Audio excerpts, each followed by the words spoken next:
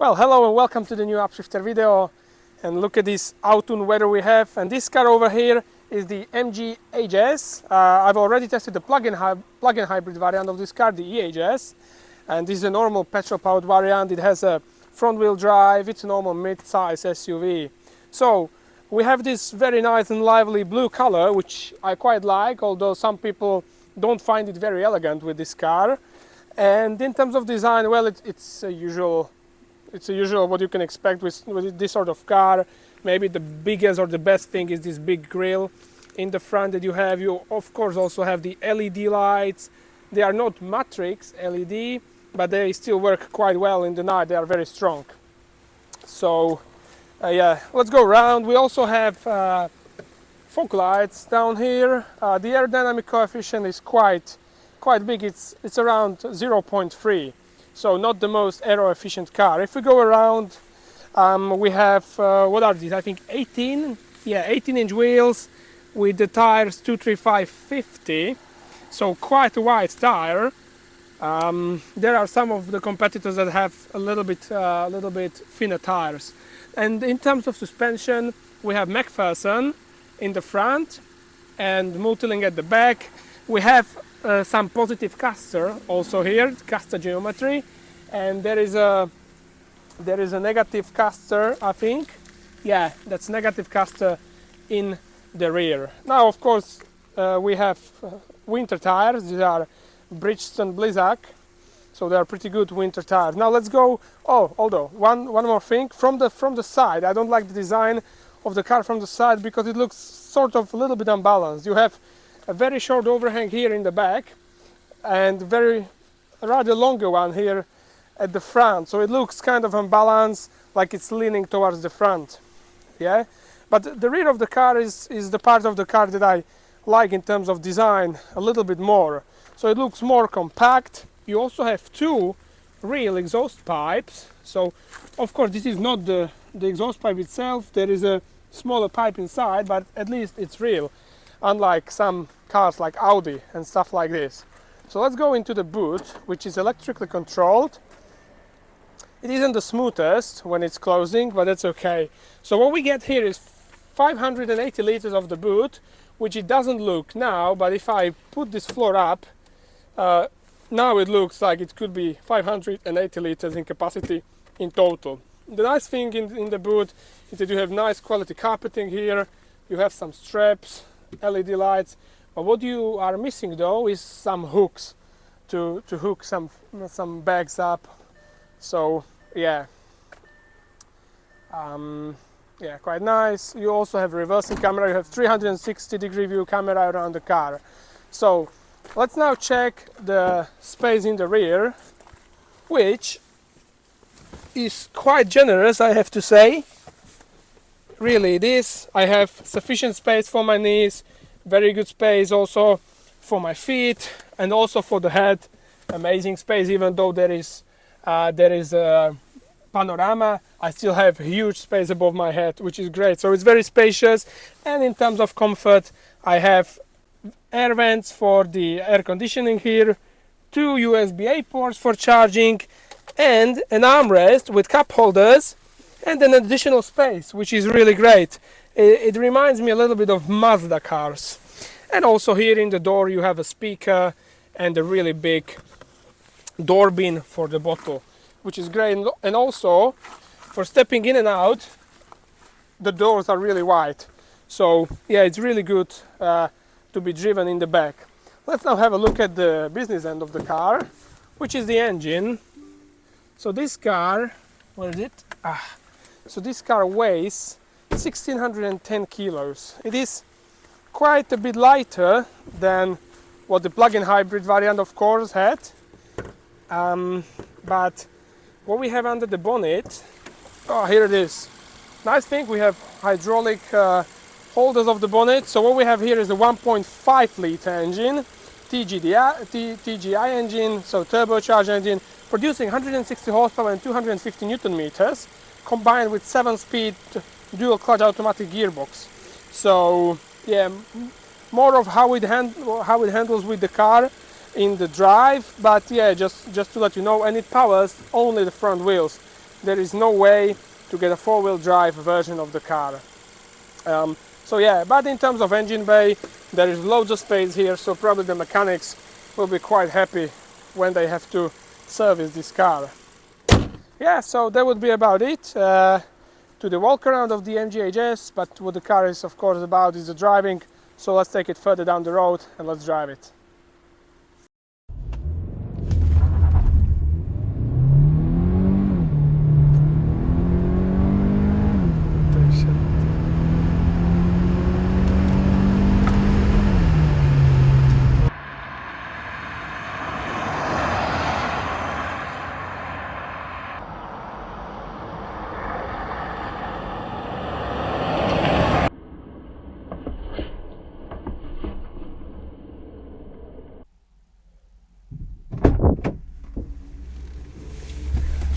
Well, good morning in the MG HS.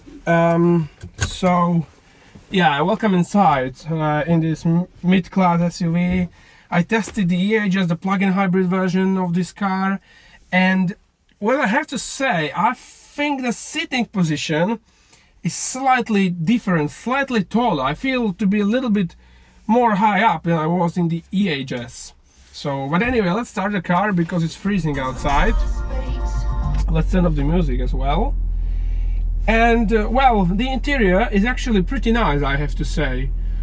We could say that there are some things in which it's very similar to some other brands, some details, but I don't really want to get into this very much. But the thing is, there are some nice sporty seats here, which is good.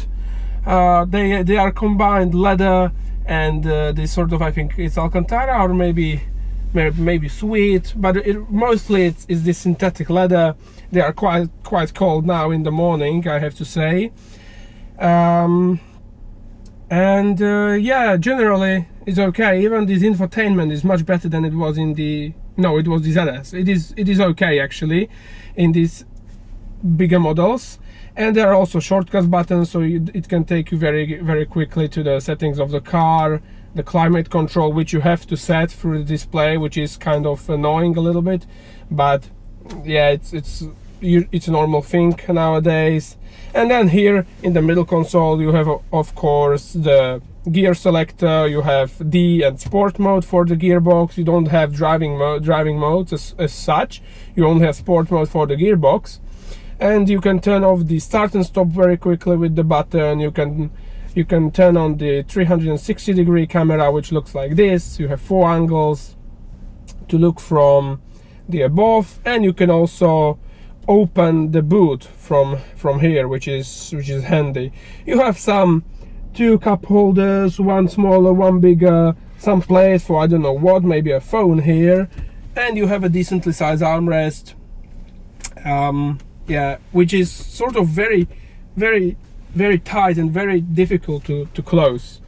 And then in terms of connectivity, you have 2 USB-A ports. One is for Apple CarPlay and Android Auto, and one is for charging itself, and a 12-volt socket next to it. Here on the left side you have fuses. In front of me is a digital cluster, and one also thing I want to mention is the ambient lighting that you get here, which is quite nice, quite strong, and you also get it in the back, which is nice. And general build quality is, yeah, it's quite nice. It doesn't squeak here, it's just okay, and even the fan of the ventilation isn't loud at its slowest setting, which is great. So yeah, maybe let's start driving. I'm going to a court, so yeah. In front of me is a digital cluster where I have all sorts of information.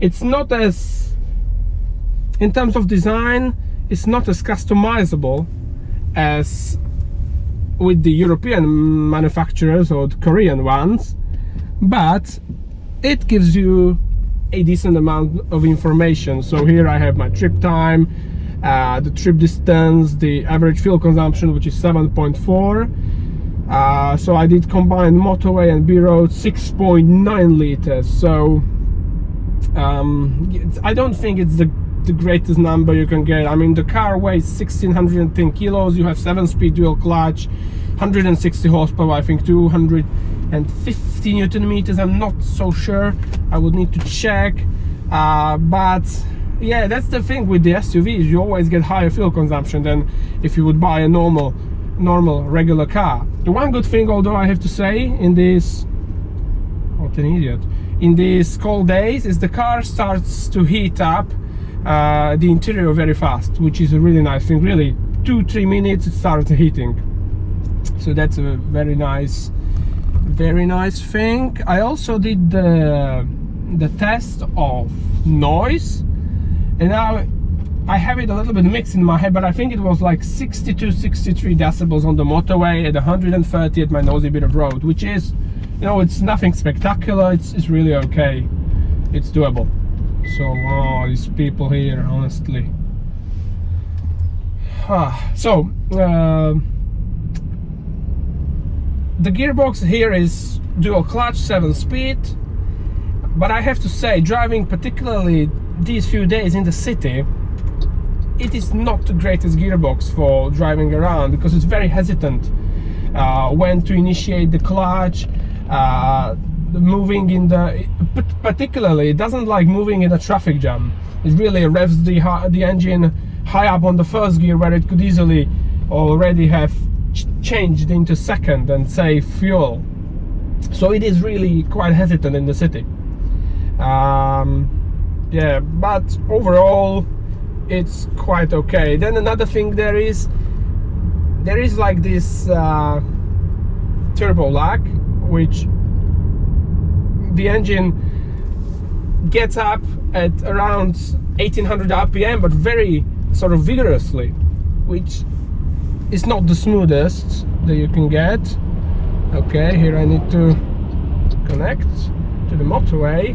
Yeah, so I didn't really try the sports mode, as this is an SUV, so it doesn't really make me feel want to go sporty yet, but let's try to put it in there now. So I have sports mode, so there is no way that you can change the gears yourself. Yeah, of course it revs the engine now, because yeah, it just revs the engine high up. It gives you a lower gear for better acceleration, that's a normal thing, but there is no way of changing gears yourself, and this is maybe a good thing for lazy people who don't like driving. But if you want to be able to do something with the fuel consumption, with the dynamics, you want to be able to change the gears yourself. So I don't quite like this, but I'm living with this as I'm testing the car, so it's okay. The fuel tank is 55 liters, which is sort of alright. Still, I'm closing to the half of the tank. It shows me 360 kilometers of range. Yeah, but now when we're going, let me restart the fuel consumption number, so that I'm gonna, yeah, this is it. Current journey, oh okay, current journey is 6.7 liters so far. I did 3 kilometers. Okay, so maybe back to the digital cluster. One another very interesting thing, apart from the fuel consumption, you have also tire pressures, which is nice, and the temperature in the tires, I like this. And you have also the voltage in the battery, which is now under 13 volts. So yeah, that's actually a very interesting information. I do quite like this. And then of course there is the settings of the display in front of you, some hazards, yeah. So, but I have safety assistance turned off, so it doesn't show me anything. Okay, but now let's come to the suspension. So we have multi-link, 4-part multi-link at the 4-part McPherson on the front, and multi-link at the back. Okay, we have also a little negative camber on the front. It seems like no camber at the rear, and we have positive caster at the front and negative caster at the rear. So that's the technical specs of the suspension. We have then, I think, 19-inch wheels with the tires, quite wide tires, 235/50, I think, 235/50. So, and what all this makes is that you really have quite a stiff steering, and thanks to the positive caster you have a good feedback from the road itself.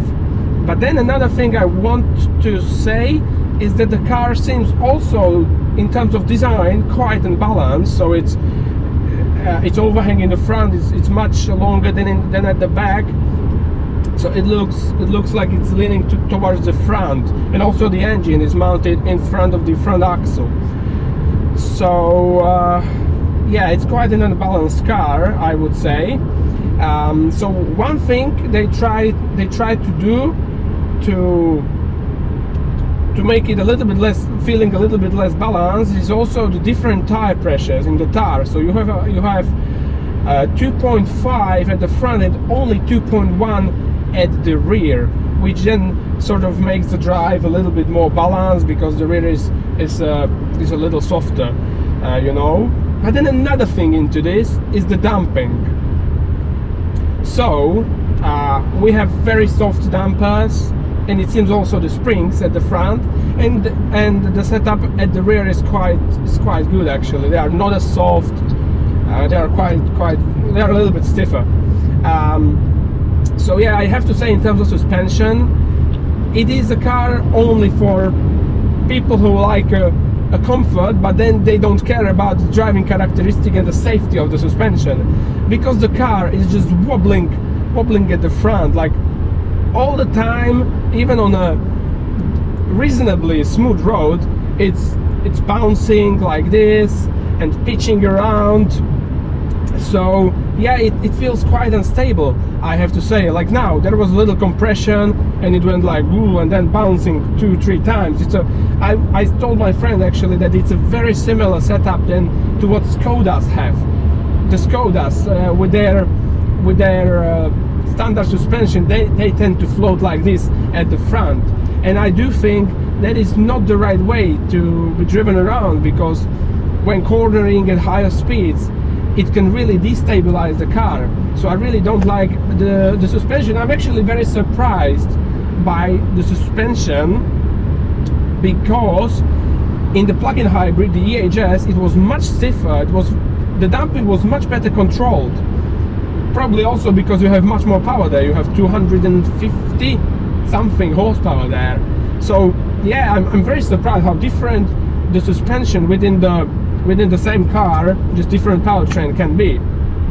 So yeah, this is a very soft suspension. So if you like some sort of comfort and maybe, let's say, a little bit of waftingness about and bouncing around from the bumps, okay, then you will like this car. But if you like to have control, and if you like the suspension to be safe and controlled, then this is not ideal, I have to say.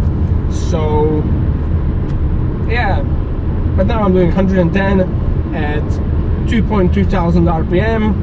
Let's try what it does at 130. Now the engine is warmed up, which is nice. Okay, okay, 130, 2,600 RPM. So yeah, it's reasonably low RPM, which is okay. Okay guys, well, I stopped for a coffee off from the motorway, and now I'm going to be continuing on the B roads ahead of me, and it started raining quite heavily. So, and the fuel consumption on the motorway at more of a motorway speed, something like 140, 150, 8.4 liters. So yeah, not the lowest number. I mean, maybe we can expect it from a higher speeds, but you would expect it, or I would have expected it from a bigger engine. For example, my personal car has a 2.5 liter engine, and it does this sort of fuel consumption at higher speeds because it has 6 gears, it's manual. So yeah, but 8.5 is quite a big number, to be quite honest, particularly in a car that you want to just drive comfortably. So yeah, at 130 it does 2.4 thousand RPM, I think. At 130, that's 2.6 thousand RPM, which is okay. And I also found out now on the way that the gearbox isn't the quickest. I mean, if I put it into sports mode, and if I now want to floor it, just listen to the engine, okay? I'm at 2000 RPM, 2100 RPM. And now it understood that I want to go fast, and it started pulling. So there is a little bit of a delay even in the sports mode, which is not the greatest. So yeah, I mean, it's not a bad car as such. I mean, for driving around and going on a holiday with your family, for sure it's sufficient enough. But it's, you know, I wouldn't say it's worse than the likes of Skoda Karoq or the Hyundai Tucson or the Kia Sportage. But as a car, as I feel the car should be, it is not the most. It's not the most righteous, I think. So that leads me to the likes and dislikes. Well, so in between the likes is definitely the steering, which is good thanks to the caster geometry, good camber, and the wide enough tires. It also gives you enough of a grip in the corners, even though the car behaves and the dumping behaves very strangely, but it gives you good enough grip in the corners. That is a good thing. Also the rear then holds quite well.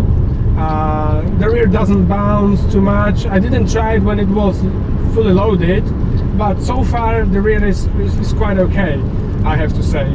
Then another like is that the interior for the price is very well put together, and it actually looks very good. So nothing squeaks. There are nice materials to the touch. You have cushioning here where your knee touches the central panel. You have also this synthetic leather on the dash, so it all looks very, very nice, and it is all very well put together actually. Then you also have the ambient lighting here, which is quite strong, and it gives nice ambience in the night. So I do quite like that. I also do quite like that the windscreen ahead of me is not huge.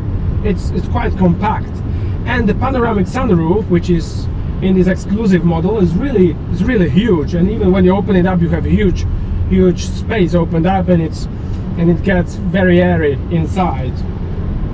Then probably another like is the seating at the back. There is really good amount of space.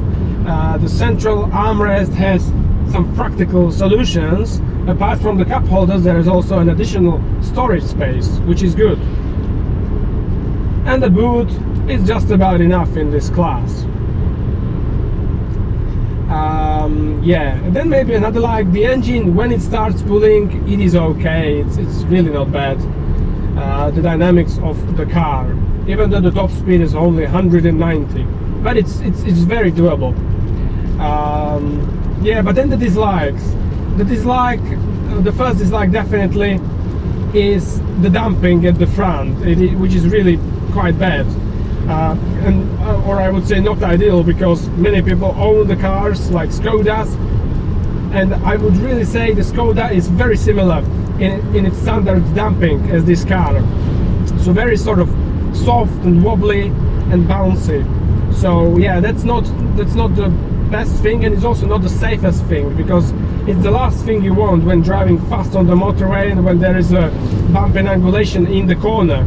Then the car that is bouncing, and it's sort of bouncing, and you feel like, wow, I might lose traction with the surface. So yeah, that's in my view not ideal. Then of course it's the behavior of the 7-speed automatic transmission, which is not the brightest in its response.